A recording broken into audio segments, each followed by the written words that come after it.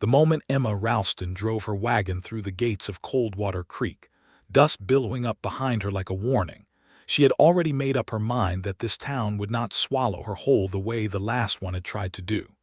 It was the spring of 1878, and the Texas Panhandle was dry and merciless and beautiful all at once, the kind of country that broke men who weren't paying attention and built women who were. Emma had been paying attention her whole life.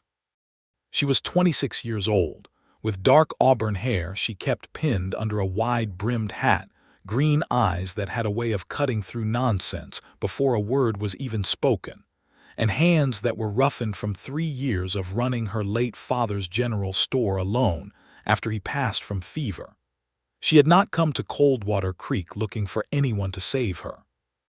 She had come to buy the empty mercantile building she'd heard about through a letter forwarded from Abilene, to start fresh, and to do it entirely on her own terms. The town itself was a scatter of wooden storefronts along a wide dirt road, a livery stable at one end, a saloon at the other, and in between a barber shop, a land office, a small church that leaned slightly to the left, and the post office where she was supposed to meet the land agent. She pulled the wagon to a stop in front of the post office, tied off the reins, and climbed down with the kind of practiced efficiency that came from doing everything yourself for too long.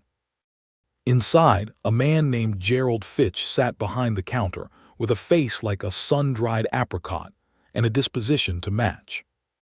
He looked at Emma, then looked at the papers she placed in front of him, then looked at her again with the particular expression men got when they were trying to decide whether to take her seriously.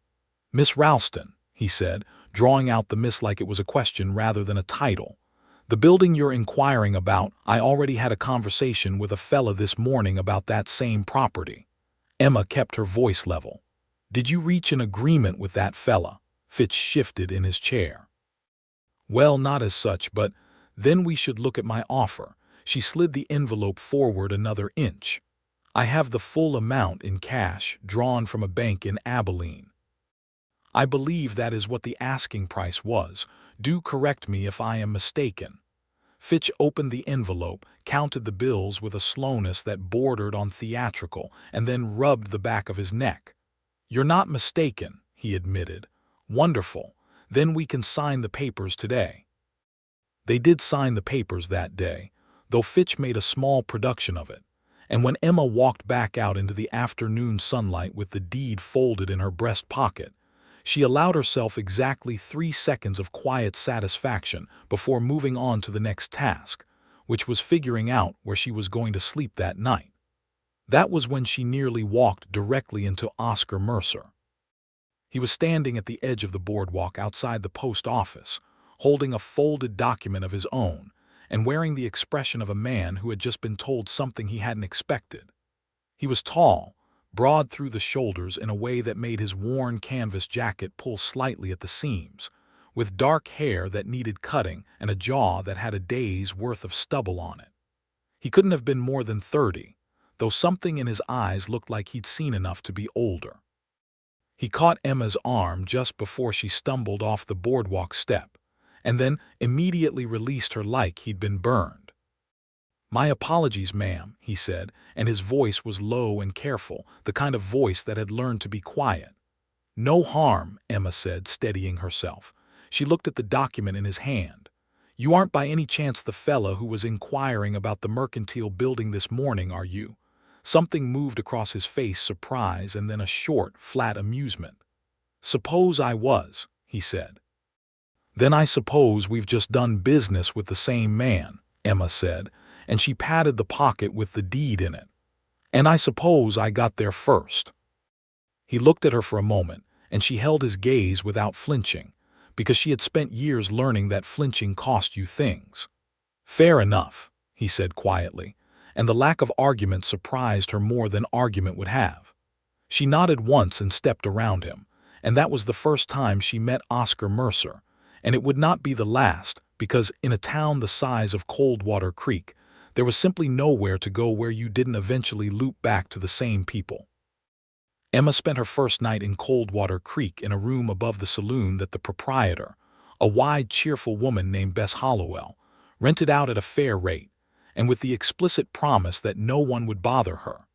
It was a small room with a window that faced the back alley and a bed that was clean enough, and Emma sat on the edge of it that night with her lantern burning and her ledger open on her knee, making the kind of lists that had kept her sane for years. Inventory needed. Shelves to be built, suppliers to contact, a sign to be painted. The building she had purchased was in reasonable shape, all things considered. The front windows were intact, the roof was solid, and the floor only had a couple of weak boards near the back that could be replaced without too much trouble. What it needed was cleaning, stock, and someone willing to put in the work. Emma had never been short of that last thing. She was at the building by first light the next morning with a mop and a bucket, and a box of tools her father had taught her to use before she was 12. And she was halfway through sweeping out the back room when she heard the front door open. She came out from the back with the broom still in her hand, and Oscar Mercer was standing just inside the doorway, holding his hat and looking around the space with an expression she couldn't quite read. "We're not open," she said. "I know," he said. "I came to offer some help if you'd have it." Emma studied him. "Why?" He looked at her directly, which she appreciated. "Because I know carpentry, and those boards in the floor need replacing before you put any weight on them, and I've got nothing pressing this morning. And I suppose I feel a little guilty about the building situation, even if you won the fair and square." "You don't need to feel guilty about that." "No," he agreed, "but I feel it anyway. You can send me off if you want. I won't take it personally." Emma considered him for another moment. He was not fidgeting, not trying to charm her, not looking around the store in a way that suggested he was calculating something. He was just standing there, honest and still, with his hat in his hand. "The boards in the back," she said. "Can you fit them today? If you've got the lumber. There's a stack behind the livery." The man there said I could take what I needed and settle with him Friday. "All right," Oscar said, and he put his hat back on and went to get the lumber without another word.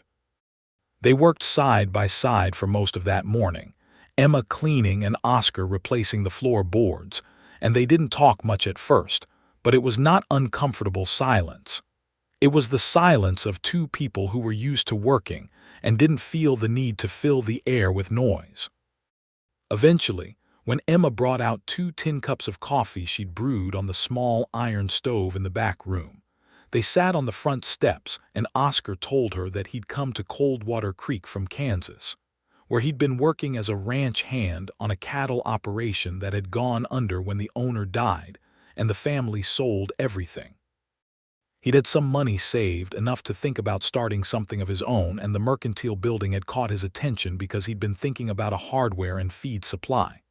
"What will you do now?" Emma asked. He was quiet for a moment. "There's a smaller building down the street.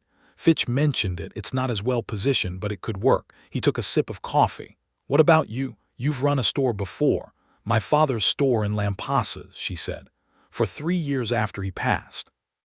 I sold it when I decided to move on, but I kept most of what I learned." "Why Coldwater Creek?" "Because a woman I knew from church in Lampasas wrote to me about it. She said it was growing. New ranchers coming in, families settling. A good general store could do well here if it was run right." Emma looked out at the street, where a couple of riders were passing, and a woman with a basket was making her way toward the dry goods at the far end.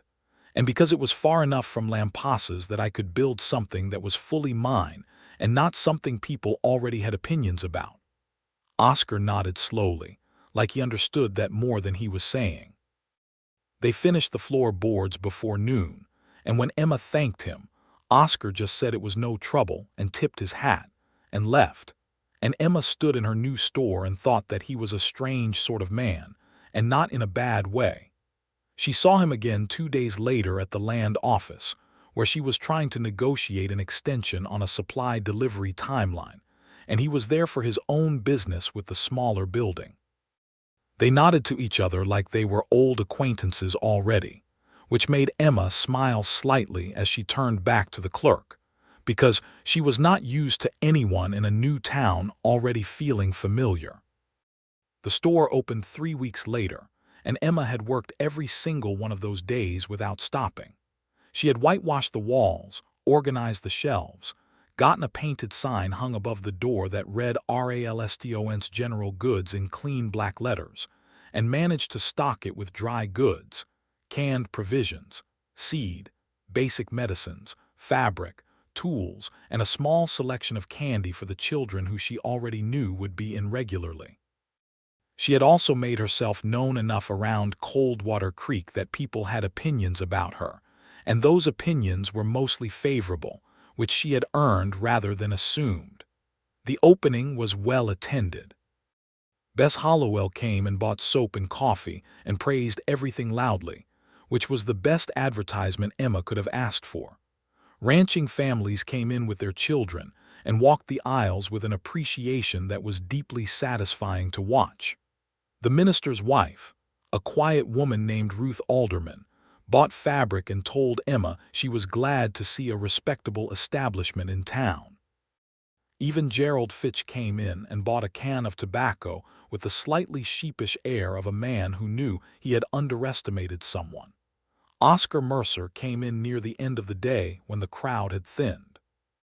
He looked around the store with the same quiet attention he brought to everything, and then he came to the counter where Emma was tallying the day's receipts. "You did well," he said simply. "We'll see if they come back," Emma said.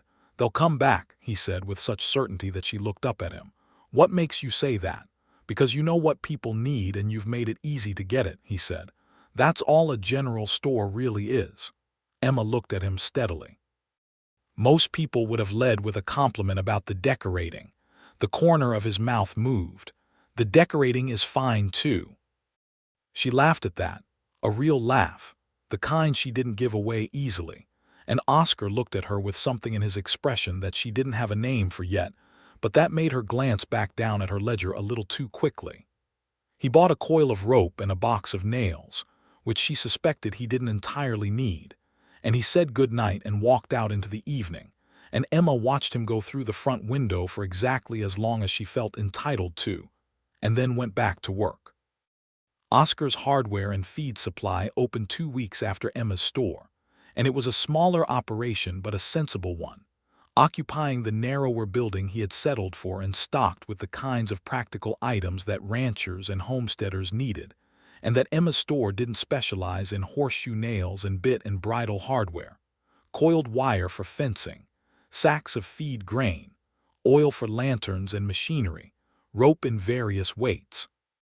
He had built the shelves himself, and they were solid and well-fitted, and Emma, who walked past the open door one afternoon while he was still arranging them, stopped to look in and said that they were very good work. Oscar turned from where he was arranging the shelving and looked at her in the doorway with the light coming in behind her, and he had a streak of sawdust across his cheek and his hair was disheveled, and he said, "Thank you," with a simplicity that had no performance in it, and Emma thought that she had met very few people in her life who were this straightforwardly themselves in every moment. They fell into a habit, the way neighbors do when they are both sensible and observant. Emma would sometimes see him on the street in the morning, and they would exchange a few words about the weather or the state of the road from the nearest town, which mattered to both of them because their supplies came along it. Oscar would sometimes appear at her store's back door in the late afternoon with a small thing he thought might be useful, a better hinge for the side door that was sticking, a recommendation for a supplier in Amarillo who had better coffee prices, the news that a family coming from Oklahoma was looking to buy seed and might be in soon. Emma accepted these small offerings for what they were, which was thoughtfulness without presumption, and she offered her own in return. She kept a supply of the particular kind of tobacco he preferred behind the counter without him asking, because she had noticed him check twice and leave without buying an inferior brand, and when a hardware catalog came in from a Dallas supplier, she left it on his doorstep because she knew he'd want to see it. Neither of them named what was happening, because naming it would have required a conversation that both of them were circling with great care. The thing that changed everything was the water rights dispute, And it began on a Tuesday morning in July when Emma came in to open the store and found 3 of the town's leading ranchers already congregated outside her door, speaking with the urgency of men who had already reached a conclusion without enough information. The situation was this. The creek that ran along the north edge of town and supplied water to several of the smaller homestead farms had recently been claimed by a rancher named Dale Hargett, who had arrived from East Texas 6 months ago with money and the kind of confidence that came from having never been told no. Hargett had filed papers with the county land office claiming the water rights to the creek, and he had put up a fence along its banks on his property, which effectively cut off 2 families, the Garcias and the Wentworths, from the water source they had been using since before Hargett arrived. The 3 ranchers outside Emma's door were not Hargett, and they were not the Garcias or the Wentworths. They were men with their own spreads, and their concern was partly genuine indignation and partly a worry about what it meant for their own access to water if Hargett could simply file papers and take it. Emma unlocked her door and let them come in and say their piece, and then she said, "What are you planning to do about it?" The eldest of the 3, a rancher named Caleb Pruitt, who had the kind of sun-weathered authority that came from 30 years in the territory, said, "Well, we were thinking the men of the town ought to get together and put pressure on Hargett directly." "And the Garcias and the Wentworths?" Emma asked. "Are they included in this group of men putting pressure on Hargett?" Pruitt hesitated. "They've got a voice in it, of course." "Good," Emma said. "Then I'd suggest the first thing is to find out what papers Hargett actually filed and whether they hold up. Because a water rights claim is only as good as the legality behind it. My father dealt with one in Lampasas, and half the time those claims have errors in them that make them invalid."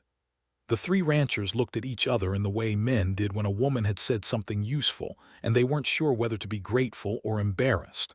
"That's a sound idea," said the second rancher, a younger man named Thomas Bright. "I'll write to the county seat today and request a copy of the filing," Emma said.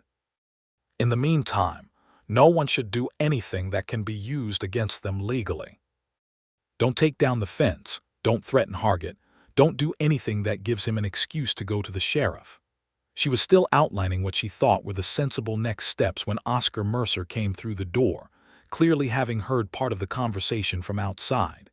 He leaned against the wall near the door and listened, and when the ranchers were filing out with a plan that was considerably more coherent than the one they'd arrived with, Oscar stayed behind. "You know the law on water rights," he said. "Enough to know what to look for," Emma said. She was already composing the letter in her head. "And enough to know that squatters' rights and prior use can override a filed claim in Texas if the prior use can be documented. The Garcias and the Wentworths have been using that creek for years," Oscar said. "Then we need records of it, anything written, and witnesses who will say so in writing." Emma paused. "I'll go talk to them today if you'll watch the store for me for an hour."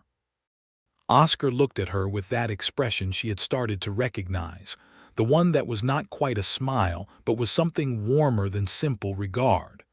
"I can watch the store," he said. Emma went to see Rosa Garcia and her husband Miguel, who lived on a small farm 2 miles north of town, and she spent an hour at their kitchen table going through everything they had. A letter of agreement from the original land surveyor, who had granted them access to the creek as part of their homestead filing. A 10-year-old journal entry from Miguel's father that mentioned the creek by name as a water source, and the testimony of 2 neighboring farms who had known them to use it for years. It was not a tidy legal case, but it was something. It was enough to argue with. What Emma had not anticipated, coming back into town with a folder of documents under her arm, was that Hargett himself would be standing in the street outside her store with 2 of his ranch hands, having a conversation with Oscar that had the particular tension of a conversation that was about to go wrong. She walked up without hesitating. "Mr. Hargett," she said, and her voice was entirely steady. "I was about to write to the county seat regarding your water rights filing." Hargett was a big man with a red face and the kind of self-assurance that had never been properly tested. He looked at Emma with undisguised condescension. "This isn't a matter for the store lady," he said. "I am the person in this town who happens to know what prior use documentation looks like and where to find it," Emma said calmly. "So I'd say it is a matter for me. And I'd further say that if your filing has any errors in it, which I intend to find out, you'd be better off settling this quietly now than having it go to a judge, which is considerably more expensive and public for everyone involved." Hargett's eyes narrowed. "You threatening me?" "I am offering you information," Emma said. "What you do with it is your business." There was a long moment of silence on that dusty street, with Hargett's ranch hands watching, and Oscar standing very still beside Emma, and a couple of townspeople who had slowed their walking to watch from a polite distance. Hargett looked between Emma and Oscar, and then said something under his breath that Emma chose not to hear and walked away with his men, and the street relaxed as he went. Oscar let out a slow breath. "That was well handled," he said quietly. "He'll come around when the letter comes from the county seat," Emma said, though her hands were trembling slightly inside her skirt pockets, which she would not allow anyone to see. "Or he won't, and we'll let the law handle it." The letter from the county seat came 2 weeks later, and it confirmed exactly what Emma had suspected. Hargett's filing had an error in the survey description that made it technically incomplete. When combined with the prior use documentation Emma had assembled for the Garcias, the case was solid enough that Hargett's own lawyer, brought in from Amarillo, advised him to withdraw the claim and settle for a formal shared-use agreement. Hargett signed it with bad grace, but he signed it and the fence came down. The day the fence came down, Rosa Garcia brought a pan of cornbread to Emma's store and hugged her with a fierceness that Emma felt in her chest for the rest of the day. Miguel shook her hand and said, "We owe you more than we can say." And Emma said that she had only done what was right and they were welcome to pay it forward when they got the chance. That evening, when the store was closed and the light was going golden and long over the street, Oscar appeared at the front door with 2 cups of coffee from Bess's saloon and a look on his face that was more open than she had seen it.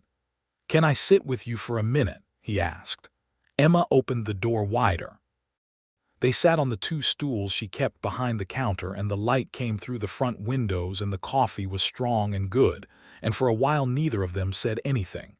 "What you did for the Garcias," Oscar said finally, "you didn't have to do any of it." "Someone had to," Emma said. "A lot of people thought someone should and didn't do it." Emma looked down at her coffee. "My father used to say that knowing the right thing and doing the right thing are 2 different muscles, and you have to keep the second one exercised or it goes soft." She paused. "He was a good man." "He sounds like it," Oscar said. He was quiet again for a moment. "My father was not a particularly good man," he said then, with the careful honesty of someone who had made peace with something that still had weight. "He was the kind of man who made decisions for everyone around him without asking what they wanted. My mother, my sister, me, when I was old enough to notice it." He turned the tin cup in his hands. "I learned what not to be from him, mostly." Emma looked at him. He was looking at the window, and the last light was on the side of his face, and she thought that this was one of those moments that you could not manufacture and could not rush. "Is that why you asked before you helped with the floorboards?" she said. He turned to look at her then, and the corner of his mouth turned up slowly. "Didn't think about it that way," he said, "but maybe." "It made a difference," she said quietly. "Most men would have just started fixing without asking." He held her gaze for a moment, and something shifted in the room, something quiet and serious and warm. "I should be getting back," he said, though he didn't move immediately. "Thank you for the coffee," Emma said. He stood, took the cups, and paused at the door. "Emma," he said, and it was the first time he had used her name, and it came out with a particular care that she noticed and kept. "I'm glad you got to Coldwater Creek first." He left before she could answer, and she sat in the empty store in the fading light and pressed her hands flat on the counter, and felt something in her chest that she had not felt in a long time, something warm and deliberate and slightly terrifying. She did not see him the next morning because she was occupied with a large supply delivery that required her full attention, but she thought about him anyway, the way you think about things you haven't yet decided what to do with. Summer deepened into the full blaze of August, and Coldwater Creek grew busier as more homesteaders arrived along the new road from the east. Emma's store did well enough that she hired a young woman named Clara Dent, the 17-year-old daughter of the blacksmith, to help with the afternoons, which gave Emma more time to manage the accounts and the ordering, and on very lucky days, a small amount of time to breathe. She and Oscar had fallen into something that she could not fully categorize, not quite friendship, not yet anything more, but a daily nearness that had become necessary to both of them without either acknowledging it directly. He would come in for supplies and stay a few minutes longer than the transaction required, and she would find herself steering conversations toward topics that she knew interested him. And when he was absent for a day or two on business, the store felt different in a way she did not appreciate, and she was irritated with herself about it.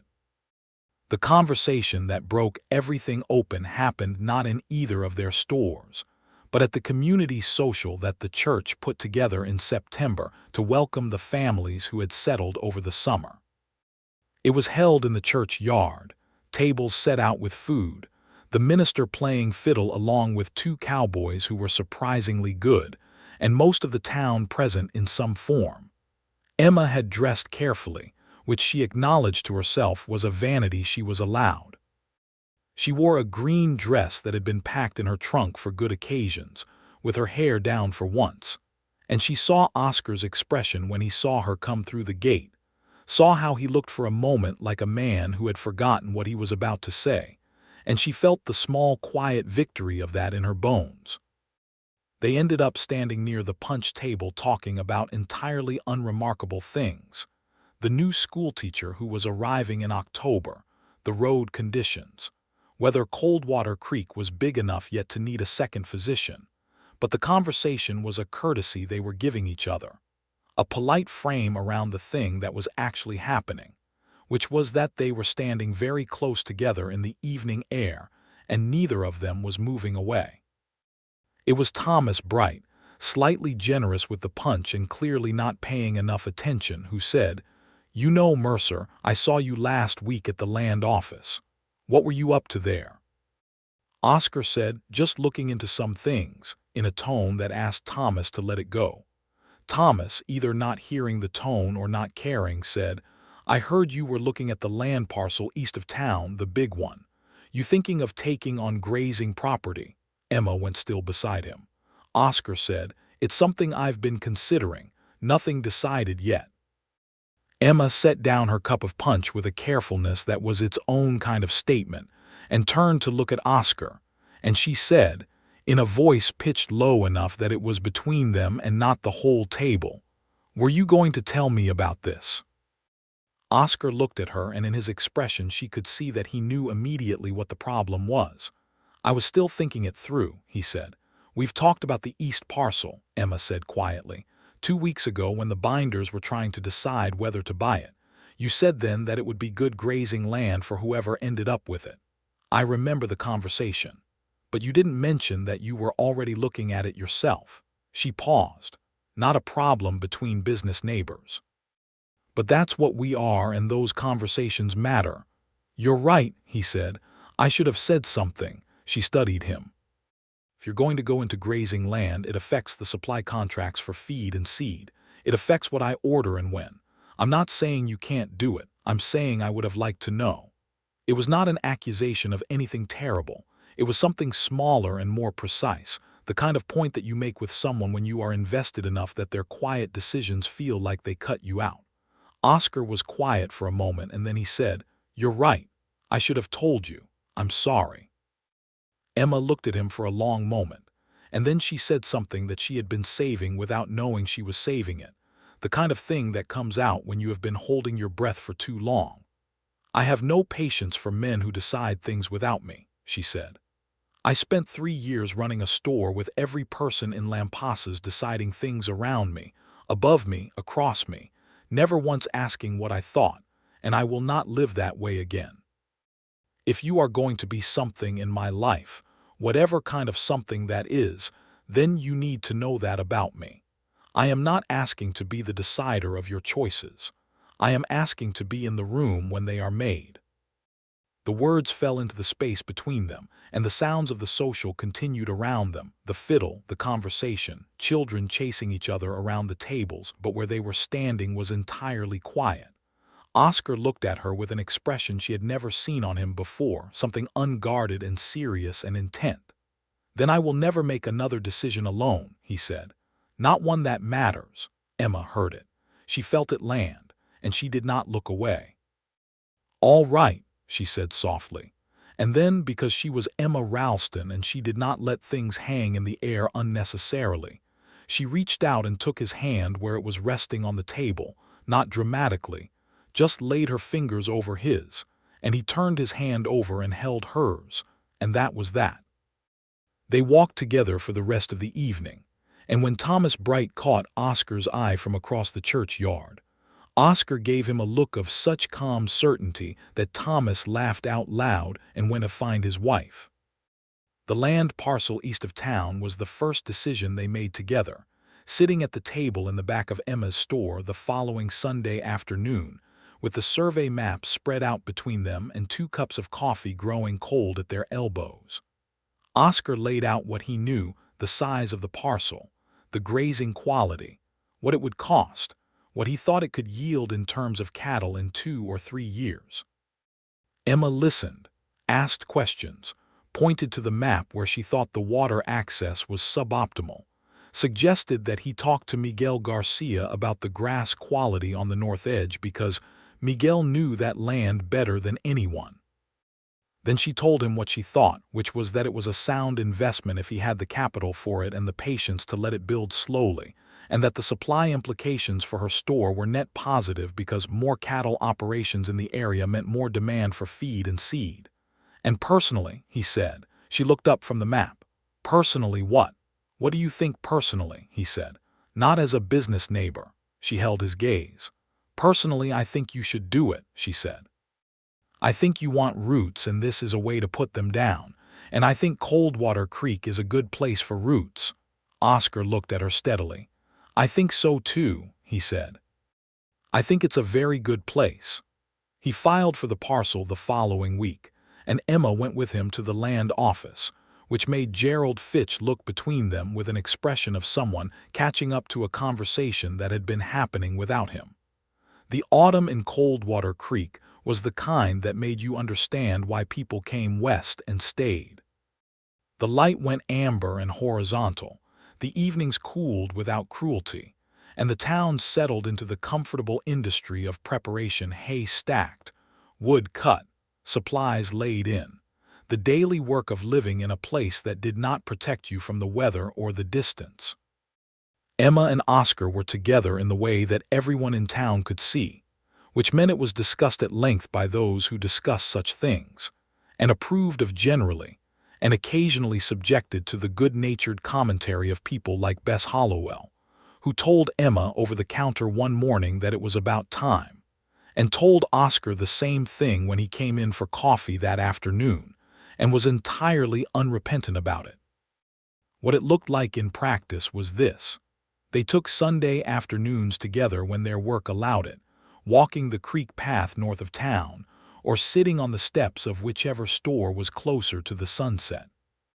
They ate dinner together at Bess's saloon 2 or 3 evenings a week, which was where most of the town ate because Bess's cook made biscuits that were a genuine marvel. They talked about everything, the store, the land, the town, their pasts, the futures they were quietly and separately beginning to shape in the same direction. Oscar told her about growing up in Kansas, about the ranch work that had been his whole life until it wasn't, about the brother he had not seen in 4 years, and the complicated peace he had made with his father's memory. Emma told him about Lampasas, about her father, about the particular loneliness of being competent in a world that would rather you weren't, and about the moment she decided that she was done waiting for someone else's permission to be fully herself. He listened to all of it. He asked questions when he had them. He never filled silence with noise just because it was there. One evening in late October, when the first real cold had come and the store was closed, and they were sitting at the back table with a lamp between them and the wind pushing at the walls, Oscar put down the catalog he had been looking through and said, without preamble, "I want to ask you something." Emma looked up from the letter she was writing. "Go ahead. What do you need from this, from me?" He gestured slightly at the space between them. "Whatever this is." Emma set down her pen. She thought about it seriously because he was asking seriously and deserved a serious answer. "I need to be heard," she said.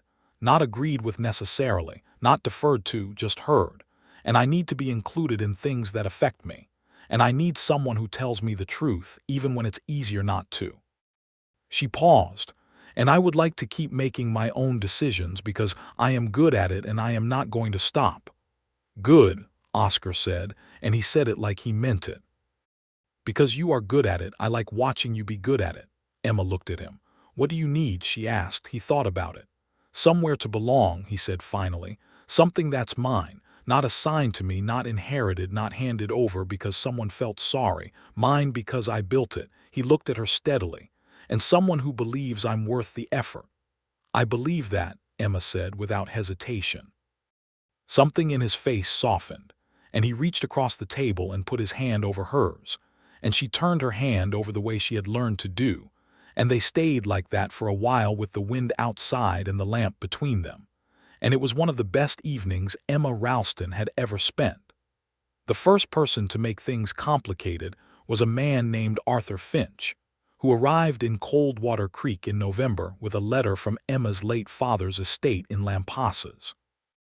Emma's father had been a quiet man with old-fashioned ideas about a few things, and apparently one of those old-fashioned ideas had extended itself posthumously into a letter written before he died, held by a lawyer in Lampasas, and dispatched to Emma upon the news of her successful reopening in Coldwater Creek, in which he expressed his hope that she would accept the courtship of Arthur Finch, a respectable merchant from Abilene who was a good friend of the lawyer's, and who had, according to the letter, expressed an interest in Emma that her father considered worthy of encouraging.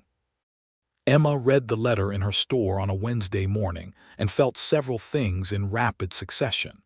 Grief for her father, because a letter in his handwriting was still a letter in his handwriting even when it made her want to argue with him. Irritation at the presumption that was encoded in the letter's gentle suggestions, and a dry, clear amusement at the timing of it all. She looked up from the letter to find Arthur Finch himself standing in the doorway of her store, hat in hand, a pleasant-looking man in his mid-30s with good clothes and a carefully arranged expression of hopeful deference. "Miss Ralston," he said, "I hope I haven't come at a bad time. Your father's lawyer told me you'd been very successful here, and I thought—" "Mr. Finch," Emma said calmly, "I appreciate you coming personally. I'll tell you plainly because I think you deserve plain speaking. I received my father's letter, and I loved my father dearly, but he did not ask me before writing it, and I have recently formed a very particular attachment that leaves me in no position to consider what he was proposing." She folded the letter. "If you have come all this way with genuine hopes in that direction, I am sorry for the wasted journey, and I hope you will allow me to offer you dinner at the saloon down the street as a gesture of apology." Arthur Finch blinked. He was clearly a man who had not anticipated quite this much forthrightness. He looked at her for a moment, and then the corners of his mouth turned up in something that was genuine rather than wounded. "Well," he said, "the lawyer did mention you were direct." "The lawyer was kind," Emma said. "He ate dinner and was gracious about it, and before he left on the morning stage, he told Emma that whoever had the particular attachment was a lucky person, and Emma thanked him and meant it. She told Oscar about it that evening, because she had promised herself she would tell him things, and because she wanted to see his face when she did." Oscar listened to the whole thing and then said, "Are you all right?" "Getting a letter in my father's handwriting is always strange," Emma said honestly, "but yes. And the man himself was perfectly decent. I felt sorry for him." She looked at Oscar. I told him I had a particular attachment that left no room for consideration of his suit. Oscar looked at her steadily. "Did you mean that?" he said, and his voice was careful and quiet, the way it got when he was being very serious. "Yes," Emma said simply. He was quiet for a moment, and then he said, "Emma, I would like to say something that I have been working up to for some time, and I would like to say it properly if you'll let me." Nodded. "I love you," he said.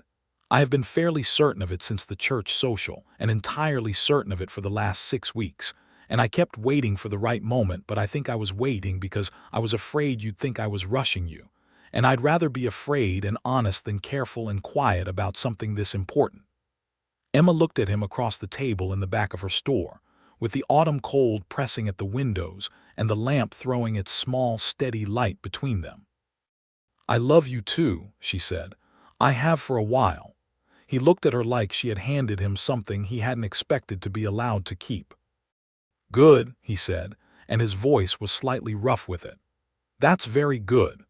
She laughed, and then he was smiling, the full real smile she had seen only a handful of times, and that changed his whole face, and she reached across the table and took his hand, and he held it like it was the most important thing he was doing.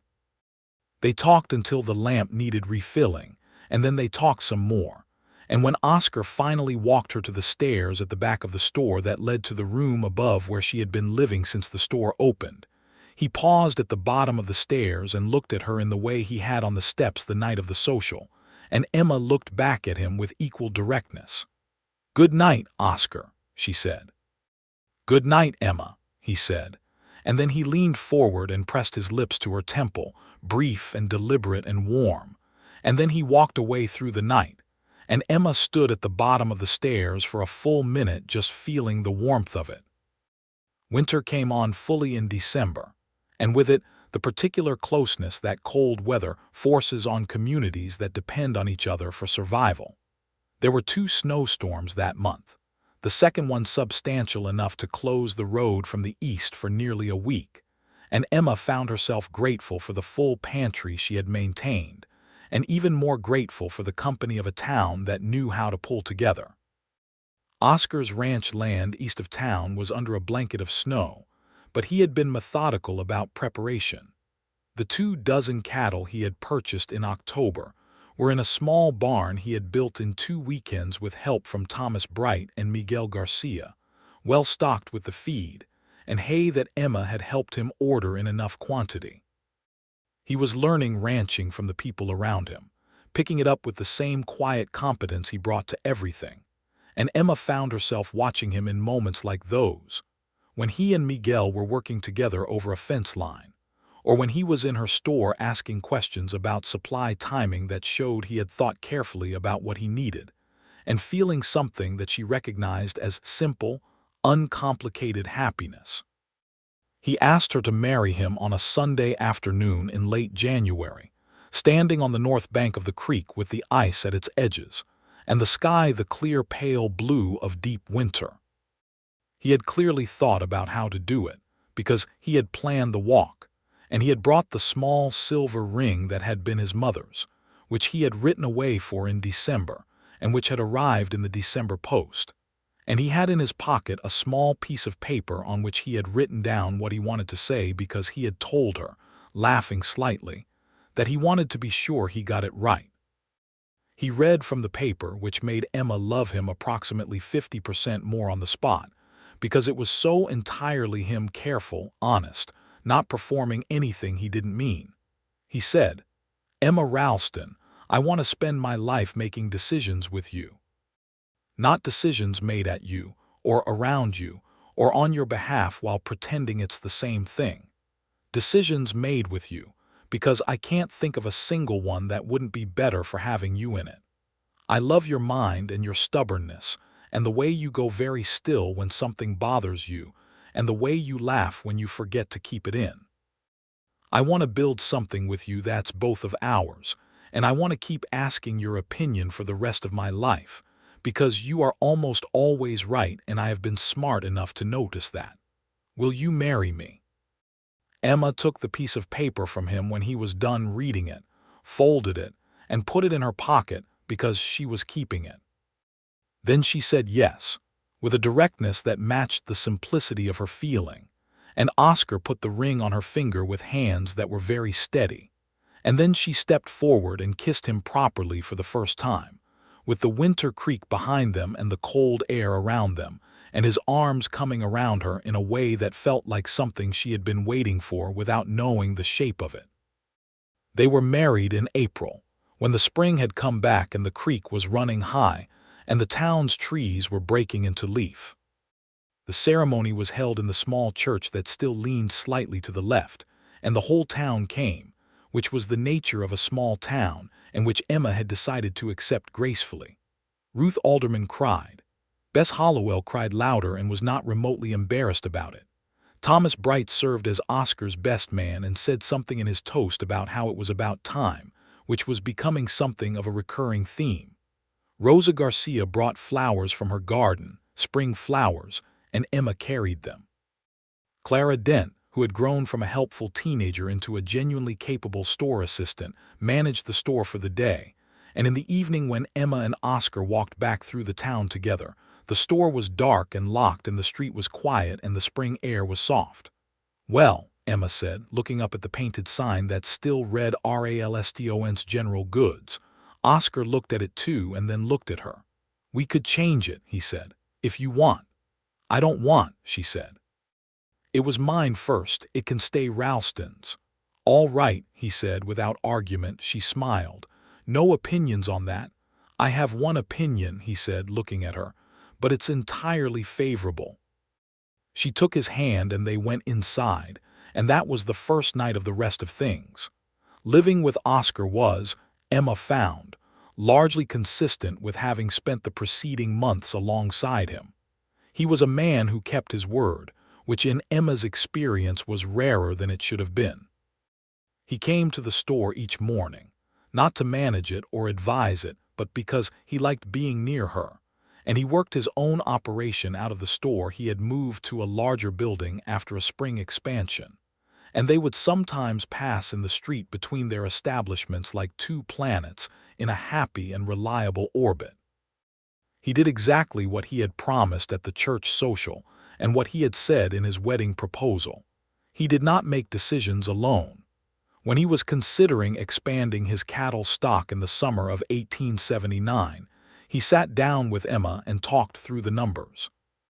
When Emma was thinking about adding a small lending library to the store's back corner, she talked through it with Oscar, not because she needed permission, but because she wanted to think out loud with someone she trusted, and he had the kind of mind that asked good clarifying questions. When the question of a town well came up at the community meeting in August, both of them were there and both of them spoke, and the well got dug that fall in a location they had both argued for, and that turned out to be practical. There was a morning in September of that year when Emma woke up feeling wrong in a way she recognized intellectually before she recognized it emotionally, and she sat on the edge of the bed for a moment while the world steadied, and then she looked at Oscar, who was already awake and watching her with the particular alertness he had when something was happening that mattered. "I think," Emma said carefully, "that we may be expecting." Oscar was very still for a moment, and then his expression changed into something that was enormous and contained, like a landscape that was much bigger than it first appeared. "Are you sure?" he said quietly. "Not yet, but I think so." She looked at him. "How do you feel about that?" He looked at her like the question was almost funny, but answered it fully anyway. "I feel like the luckiest person in Coldwater Creek," he said. "I feel like I want to make sure you have everything you need. I feel," he stopped, and there was something in his voice that was at the edge of full. "I feel like this is the best news I have ever heard." Emma crossed the room and sat next to him on the bed and leaned her head against his shoulder, and he put his arm around her and held her quietly, and it was one of the best moments she could remember. She was confirmed in her suspicion by the doctor 2 weeks later. The doctor, a methodical man named Hale who had come to Coldwater Creek the previous spring, told her she appeared to be in excellent health and that the baby could be expected in the spring, which was, Emma thought, a good time for things to begin.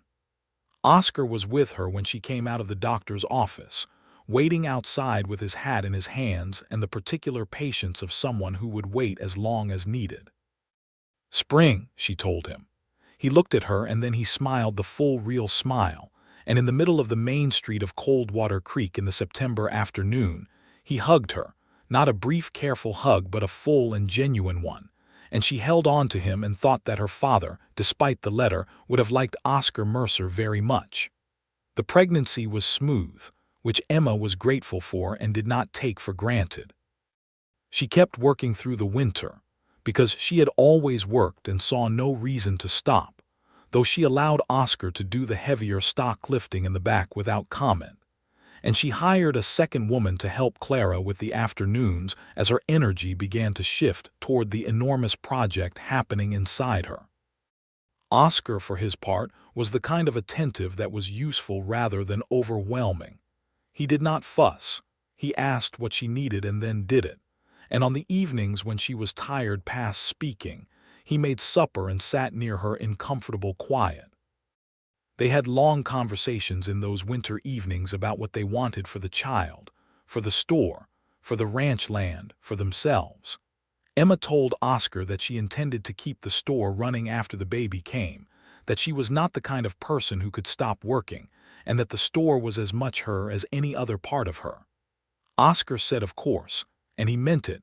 There was no resentment in him about Emma's work, only an honest pride that she had built what she had built. "When you think about him," Emma said one evening, because she had started thinking of the baby as a boy without quite deciding to, "what do you imagine?" Oscar thought about it seriously the way he thought about everything. "Happy," he said. "I imagine him happy mostly. I didn't spend much of my childhood happy and I'd like him to have something different." He paused. "I'd like him to grow up watching his parents be partners and not adversaries. I think that shapes how you see things later." "It does," Emma said, thinking of her own parents, who had been genuinely fond of each other and who had given her the example of that. "My father and mother were partners. He never made her invisible. I think that's why it was so strange to me when men tried to do it to me. I had seen what it could look like otherwise." "I'm glad you knew what to refuse," Oscar said. "I'm glad you were worth accepting," she said, and he laughed, and it filled the room. The baby was born in early April of 1880 in the room above the store on a night when the spring rain was coming down in good steady sheets. The doctor was there, and Rosa Garcia had come to help, and Oscar was allowed an afterward, which he had asked about carefully beforehand, and which Rosa had granted with a look that suggested she found his asking endearing. It was a boy, as Emma had somehow been certain it would be, and he was healthy and loud and had Oscar's dark hair and Emma's stubborn expression, which Oscar pointed out with an absolute delight that he didn't bother to moderate. "What do we call him?" Oscar asked, sitting on the edge of the bed with his son in his arms in a careful, awkward way that suggested he had never held an infant before and was very aware of the responsibility. They had discussed names but had not decided. Emma looked at him, at Oscar holding the baby, at the rain outside, at the lamp on the bedside table, and said, "What do you want?" "I thought Henry," Oscar said. "If you like it, after your father." Emma had not expected that. She felt it move through her, the particular kind of gratitude that doesn't have enough words. "Yes," she said, "Henry. Henry Mercer," Oscar said quietly, looking down at the boy. "Hello." The boy, as if understanding he had been addressed, made a small and emphatic sound that could have been anything. Rosa laughed from the corner of the room, and Emma reached out and put her hand on Oscar's arm, and he leaned over and pressed his lips to her forehead with a tenderness that made the whole long, extraordinary day worth every moment of it. Henry Mercer grew. This was the dominant activity of the next year and a half, and it was both exhausting and wonderful in the way that only things you love past reason can be. He was a good-natured baby who became a curious and energetic toddler, and the store became his second home as much as Emma's, with a small wooden pen behind the counter where he would sit with a collection of spools and small toys that Oscar had made for him while he watched the world come and go. The townspeople of Coldwater Creek loved him with the communal warmth of a place where children belonged to everyone a little bit. Bess Hollowell always had a piece of hard candy for him and called him her honorary grandson. Rosa Garcia taught him at the age of 2 to say gracias and buenos dias, and was delighted when he did so to every customer who came in. Thomas Bright's children, who were several years older, treated him with the elaborate condescension that older children give to younger ones when they are in fact enchanted by them. Oscar was a father in the way Emma had hoped he would be, which was fully present. He had Henry out on the ranch land on Saturdays from the time the boy could walk with any reliability, and Henry would toddle around after him with a small version of the seriousness Oscar brought to everything, inspecting fence posts and watching the cattle with wide-eyed interest. Emma would come out sometimes on those afternoons and watch them from the fence and feel something that had no adequate name, a fullness that was also a kind of stillness, the feeling of being exactly where you were supposed to be. The store continued to grow. Emma added the lending library in the fall of 1880, a small collection of books that she rotated with a supplier in Dallas, and it became one of those things the town quietly came to depend on in the way towns depend on things that feed them without making noise about it. She expanded the medicines and dry goods sections in 1881 and hired 2 full-time employees by year's end, and the days when she had stood alone in the store at first light with a mop were far enough behind her that they felt like another person's life, though she kept them close because she thought it was important to remember where you started. Oscar's cattle operation had grown to a respectable size, and he had brought on a ranch hand named Pete, a quiet young man from Arkansas who was good with cattle and better with horses, and who fit into the fabric of their lives with a comfortable ease. The hardware and feed store had expanded into a neighboring building that Oscar had been watching for the right moment to acquire, and the 2 buildings together made a clean, well-stocked operation that the area's ranchers trusted. In the spring of 1882, Emma told Oscar she was expecting again, and this time he was not surprised but was equally glad, and the second time around they were more practiced at the waiting, more comfortable inside it. This baby was a girl, born in October during the first frost of the season, and she came into the world with less noise than Henry, but a gaze of such alert focus from her first moments that the doctor said he had never seen a newborn so thoroughly taking stock of the situation. They named her Eleanor and called her Ellie, and she was from the beginning a different creature than her brother. Where Henry was movement and sound, Ellie was observation and calculation, and by the time she was old enough to sit in the pen behind the counter, she was watching customers with a steady attention that people found either charming or slightly unnerving, depending on their comfort with being looked at. Henry adored his sister in the way of older brothers who were not entirely sure what to do with her but were entirely committed to her. He brought her things constantly: feathers he found in the yard, smooth stones from the creek, small flowers that arrived in various states of survival from the carrying, and laid them next to her with the gravity of someone presenting important gifts. "He's already showing her the world," Oscar said one evening, watching Henry demonstrate a spinning top to Ellie with great seriousness. "She already has opinions about it," Emma said, because Ellie had reached out and grabbed the top and redirected its spin with a purposefulness that was clearly intentional. Oscar laughed. "She's yours," he said. "She's ours," Emma said, leaning back into his shoulder. He pressed his lips to her hair and she felt his breath on the top of her head. "Yes," he agreed. "She is." The years arranged themselves in the way that years do when you are busy and happy. There were seasons and projects and arguments that resolved and fears that turned out to be manageable and 1 or 2 that were harder. But what remained constant was the partnership that Emma had demanded and that Oscar had promised, which was not a thing they maintained by ceremony but by daily practice. There was the summer when the supply road washed out and they worked together with a cool, creative practicality to reroute orders and manage the store's stock through 3 weeks of difficulty, taking turns being worried, so that both of them were never worried simultaneously. There was the autumn when Henry was 6 and ran a fever for 5 frightening days, and they took turns at his bedside. And on the third night, when Emma was pale with exhaustion, Oscar sat with her and held her hand and said that Henry was strong and would come through it. And he was right, and Henry did. There was the winter when Oscar's estranged brother James appeared in Coldwater Creek without warning, gaunt from bad luck and looking for somewhere to land. And Emma was the one who said, quietly and completely, that he was welcome to stay and find his footing. And she meant it.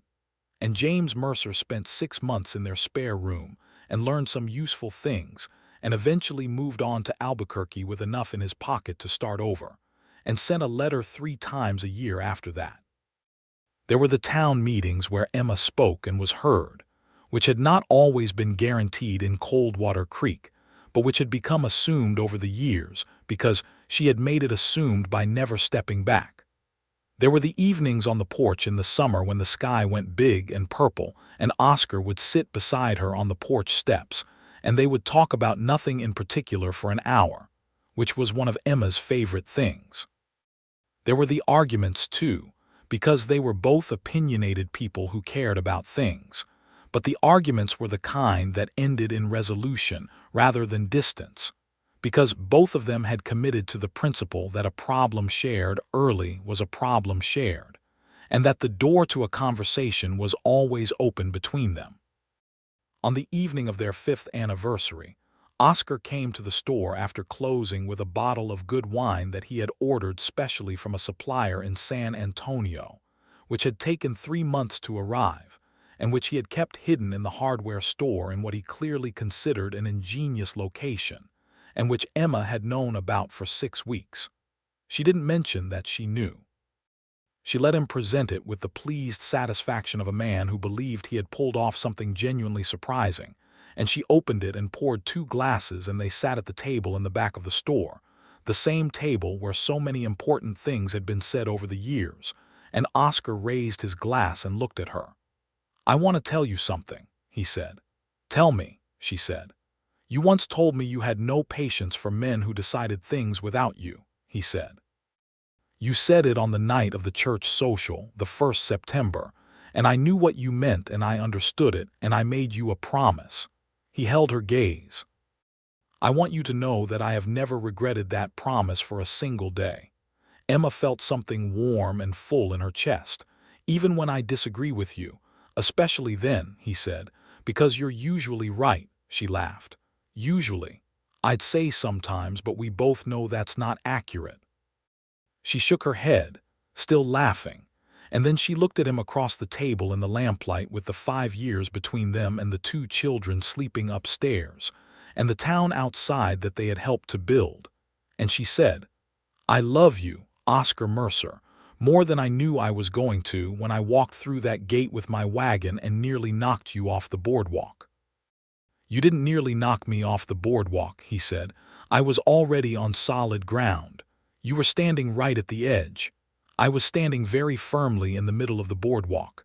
There were stories, Oscar, that I was practically knocked off." He pointed at her. "You tell stories," she grinned at him. "Only good ones." He stood from his chair and came around the table and sat in the empty chair next to her rather than across from her, close enough that she could lean against his shoulder, which she did, and he put his arm around her in the way he did when he was simply happy. "5 years," he said quietly. "5 years," she agreed. "A good 5 years. A very good 5 years." Outside, the anniversary night was still and clear, and the stars over the Texas Panhandle were doing what they always did, which was being enormous and indifferent, and somehow still intimate when you were sitting under them with someone you loved. They stayed at the table until the candle burned down, talking about the next 5 years with the ease of people who had learned to plan together, and the things they talked about were practical and hopeful in equal measure. In addition to the store's back room, another season with the cattle, Henry's schooling, Ellie's growing certainty that she had opinions about everything, a trip east someday that Oscar had mentioned before, and that Emma had started to think about seriously. They talked about the town and the people in it, about Miguel and Rosa Garcia's oldest daughter who had just gotten engaged, about Bess Hollowell who was talking about retirement, and had mentioned to Emma that she might want to sell the saloon, which was interesting in a speculative sort of way. By the time they went upstairs, the town was quiet, and the children were sleeping in their beds in the way of children who have been thoroughly active all day. And Emma and Oscar moved through the house in the practiced quiet of parents who had learned where the floorboards creaked and which doors to open slowly. The house, which they had built on the lot behind the store in the spring of 1881, was not large but was well made, because Oscar had done much of the building himself with help and Emma had been involved in every decision about it, from the kitchen window that needed to face east for the morning light to the porch that wrapped around the front and side to catch the evening air. It was a house that looked like both of them, which was exactly what Emma had intended. She stood for a moment in the doorway of Henry's room, watching him sleep in the way she did most nights, the lantern from the hallway making the room soft and pale, and she felt the particular gratitude of someone who knew what it was to work hard for everything she had and had gotten it anyway. Oscar came to stand beside her in the doorway. "Good boy," he said quietly. "Very good boy," Emma agreed. They went to Ellie's room next, and she was asleep too, on her back with one arm flung out in a way that was already characteristic. And Emma smiled because Ellie slept exactly the way she engaged with the world, taking up all the space she was entitled to. "She's going to give some poor person a great deal to think about someday," Emma murmured. "Several people," Oscar said, with the calm certainty of a man who had already accepted this about his daughter and was quietly proud of it. They went to bed and the night settled around the house, the spring outside busy with its own processes, the creek running, the cottonwoods beginning to leaf, the cattle in their pasture east of town under the same enormous Texas sky. The years after the 5th anniversary carried the weight of contentment without stagnation, because Emma was constitutionally incapable of stagnation, and Oscar had long since accepted this as one of the great gifts of his life. There was always something new, a new challenge for the store, a new decision for the ranch, a new aspect of the town's growth to engage with. Coldwater Creek was larger now than when Emma had driven through its gates, with a proper school that had 2 rooms, a new physician's office, a telegraph office that had opened in the fall of 1882, and more families arriving each year along the road from the east and the trail from the south. Emma had become, without entirely planning for it, one of the people the town turned to when things needed working out. This was partly her intelligence and partly her history of being right about things, and partly the fact that she had never pretended to be smaller than she was, which meant people who were looking for someone to trust had a clear target. She was on the school committee and the town water board, and when the question of incorporation came up in the summer of 1883, she was one of the primary voices in the discussions, arguing for a charter structure that protected the smaller homestead farms from being edged out as the larger ranches grew. Oscar was her partner in all of it, present when needed, quiet when she didn't need him to speak, willing to argue his own position and change it when her argument was better. They were known in Coldwater Creek as a unit in the way that the best couples are, not because they were indistinguishable, but because they were evidently stronger together than either would have been alone. Their 3rd child arrived in the winter of 1883, unexpected but deeply welcome, a second boy they named Thomas, after Thomas Bright, who had been their friend since the beginning, and who accepted the honor with a speechlessness that was entirely out of character, and therefore enormously satisfying to witness. Thomas was a sunny child from the start, with Emma's coloring and Oscar's easy stillness, and he fitted himself into the family with the accommodating serenity of a child who simply decided things were good and acted accordingly. Henry was 9 by then, old enough to be genuinely helpful with the baby in the way of older brothers who take themselves seriously, and Ellie at 3 was diplomatically interested. She observed the baby with scientific attention, and then went back to her primary occupations, which were collecting interesting rocks and deconstructing any mechanical object she could get her hands on. Oscar, watching Ellie systematically dismantle a wind-up clock that one of the customers had left for repair, said to Emma, "She may want to be an engineer." "It's 1884, Emma said, watching Ellie's small face in concentration. "She can want to be anything." Oscar looked at her. "You believe that?" "I do," Emma said simply. "Don't you?" He looked at their daughter, who had gotten the clock's face off and was examining the gears with an expression of profound satisfaction. "I do," he said. "I just wanted to hear you say it."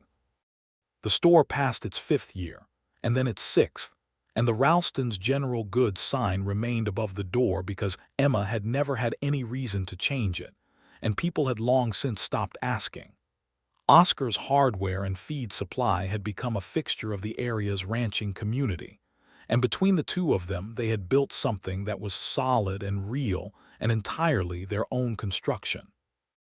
There was an evening in the fall of 1884 when all 3 children were asleep, and the store was closed, and Oscar had come in through the back door with 2 mugs of coffee and the quiet, purposeful look he had when he wanted to have a real conversation.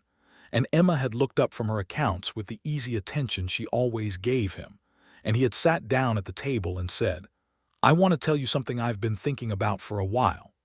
"Tell me," she said, setting down her pen. He put his hands around the mug. "When I left Kansas," he said, "I had nothing much to speak of. A horse, a bedroll, some money I'd saved from 6 years of ranch work, and the general determination to find somewhere I could make something. I came through 3 towns before I came here." He paused. "Each one of them felt like a place I might stay, and each one of them felt wrong in a way I couldn't name until I drove into Coldwater Creek and nearly didn't get the building I wanted." He looked up at her. "I am glad you got there first. I am glad you told me what you told me at the social. I am glad for every single day of it." Emma looked at him across the table, at this man who had kept every promise he'd made her and made new ones over the years and kept those too, and she felt something settle in her with the finality of something that has been uncertain for a long time coming fully to rest. "So am I," she said. "I know," he said. "I know you are. I just wanted to say it out loud." She reached across the table and covered his hand with hers. "Say things like that whenever you want," she said. "I like hearing them." He turned his hand over and held hers, the way he had learned to do years ago on the porch steps after the church social, the way she had come to know as the signal of his sincerity, the small physical language they had built together over time. Outside, Coldwater Creek was dark and quiet in the way of a town that had grown comfortable with itself. The lights out in most of the windows, the night sky enormous above the flat Texas land. Somewhere to the north, the creek was running in its channel, and the cottonwoods were standing in their rows, and the fence that Dale Hargett had put up years ago and had come down again was a distant memory in a chapter of the town's story that had been resolved and put away. Inside the store, in the lamplight, Emma and Oscar sat together at the back table with their coffee growing cold between them, talking about next year's supply contracts, and whether Henry was ready for a horse of his own, and what Ellie's teacher had said at the school meeting last week. And it was entirely ordinary, and it was, Emma thought, one of the most extraordinary things she had ever experienced. This ordinary dailiness of being known, of being included, of making every decision together, without it being a rule they followed, but a habit they had grown into the shape of who they were. Henry did get his horse that next spring, a steady bay gelding named Copper that he took his responsibility for with a seriousness that made both his parents quietly proud. He named Copper himself, without asking, then came to both of them immediately afterward and said, "Is Copper a good name?" in the way of someone who already knew it was but wanted to share the decision. "It's a perfect name," Emma said. "Copper is a fine horse name," Oscar confirmed. Henry nodded once, satisfied, and went back to Copper, and Emma and Oscar looked at each other over his head, with the shared recognition that something of their particular way of doing things had made its way to the next generation, without them having said a word about it directly. Ellie, 2 years later, would name her own cat Galileo, which required some explanation to the other children at school, but which she delivered with the calm certainty of someone who had never been discouraged from knowing things. And Emma kept the Galileo explanation letter that Ellie wrote to her school friends in the front pocket of the store ledger for years. Thomas, when he was old enough to have opinions, had an opinion about everything, delivered with a sweetness that cushioned the frequency of them. And he grew up in the store the way Emma had grown up in her father's store, knowing where things were before he could read the labels, asking questions about why things cost what they cost with an earnest curiosity that made Clara Dent, who had grown from a store assistant into a trusted manager over the years, say that he was going to be either a merchant or a lawyer, and she couldn't tell which. The life they had in Coldwater Creek was the life Emma had come there to build, which she had built fully and on her own terms, which was all she had ever asked. It was more than she had let herself expect in the early days, more warm and full, and inhabited with people and purpose than the careful plans she had made alone on the road from Lampasas. She had not expected Oscar Mercer, and she had not expected the particular and specific way he had filled the space beside her, not by taking up less of it, but by knowing it was hers and sharing it honestly. On a morning in the summer of 1885, Emma was in the store doing inventory when Oscar came in through the front door with an expression she recognized as the one he wore when he had made a decision he was about to share with her, which was the only way he made decisions of any consequence. "There's a parcel to the south that's come up for sale," he said. "The Connolly place. Connolly is going back to his family in Missouri. Good land, good access to the water table, about twice the size of what we currently have on the east parcel." Emma set down her clipboard. "Show me." He had the map. She knew he would have the map. They spread it on the counter, and she looked at it with the same attention she brought to every map and every plan they had studied together over the years, tracing the property lines with her finger, asking about the survey dates, thinking about the access roads. "It's a big expansion," she said. "It is," he agreed. "We'd need another hand and probably new fencing on the south boundary, and the purchase price is substantial." "What do you think?" she asked him. He looked at the map for a moment. "I think it's the right move if the numbers hold. I think it takes us from a modest operation to something that has real staying power. I think it's a 5-year commitment minimum before we see the full return." He looked up at her. "What do you think?" Emma looked at the map and then looked at him and then looked back at the map, and in her head she ran the numbers she knew: the store's current profit margin, the household accounts, the savings that Oscar had been careful about for years, the projections for the store's growth over the next 3 seasons. "I think the numbers hold," she said. "I think it's the right move. I think we should talk to Miguel Garcia before we close on it, because he has opinions about that southern land that are worth hearing." She folded the edge of the map. "And I think we should do it." Oscar nodded slowly, and the look on his face was the one she had learned to read as pure satisfaction, not triumph, not relief, but the quiet fullness of a man who was exactly where he had intended to be. "All right," he said. They bought the Connolly parcel in September, after talking to Miguel Garcia, and after a full evening at the back table going through every number twice, and it was, as Oscar had predicted, the move that turned the operation into something with real permanence.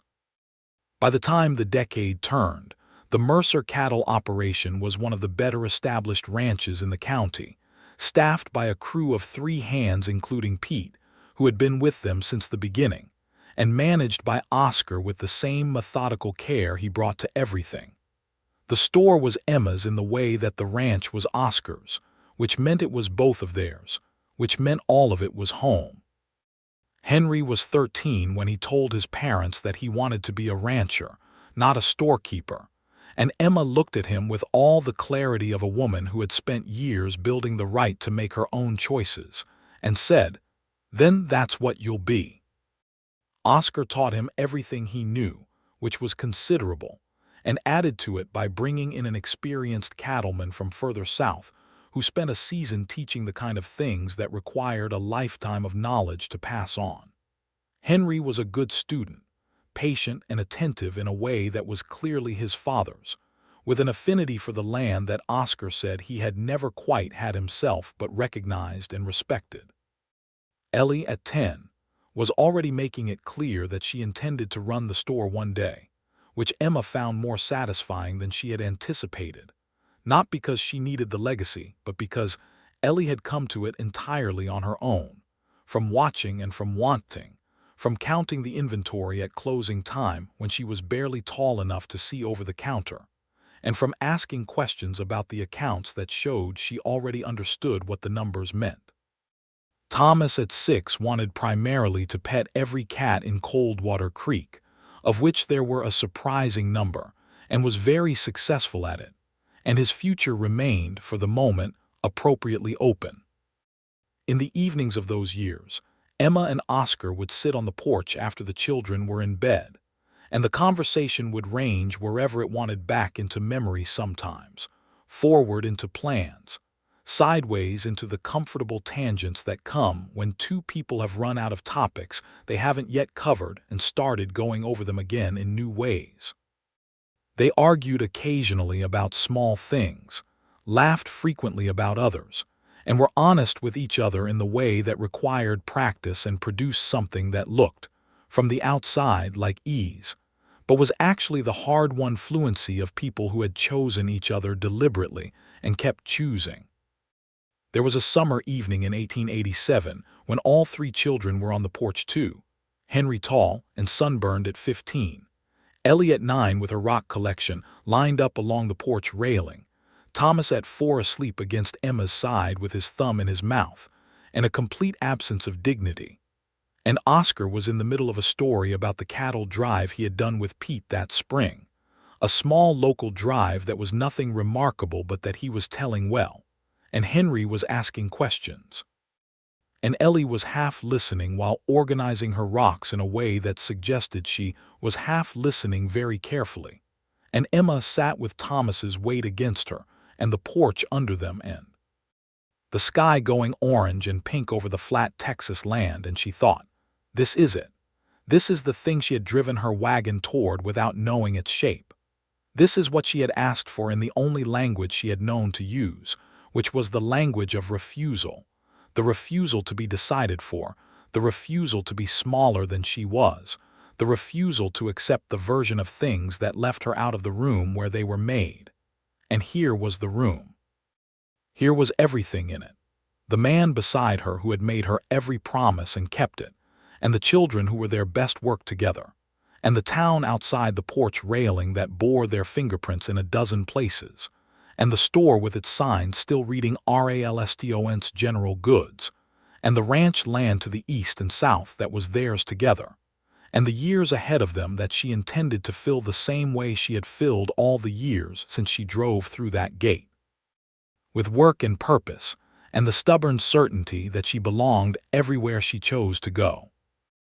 Oscar caught her eye across the porch, over Henry's talking and Ellie's rock arrangement and Thomas's complete surrender to sleep, and he looked at her with everything he had always had in his expression when he looked at her, the regard and the attention and the full and uncomplicated love, and she looked back at him the same way, and between them, without a word, was the whole story. Henry asked his father something about the drive, and Oscar answered, and the evening went on around them, warm and full and real. And Emma Ralston, who had come to Coldwater Creek with a wagon and a deed, and the fierce and necessary conviction that she was no one's afterthought, sat on her porch in the summer evening of 1887 with her family and her town and her life fully and entirely her own, and found that it was more than enough. It was everything.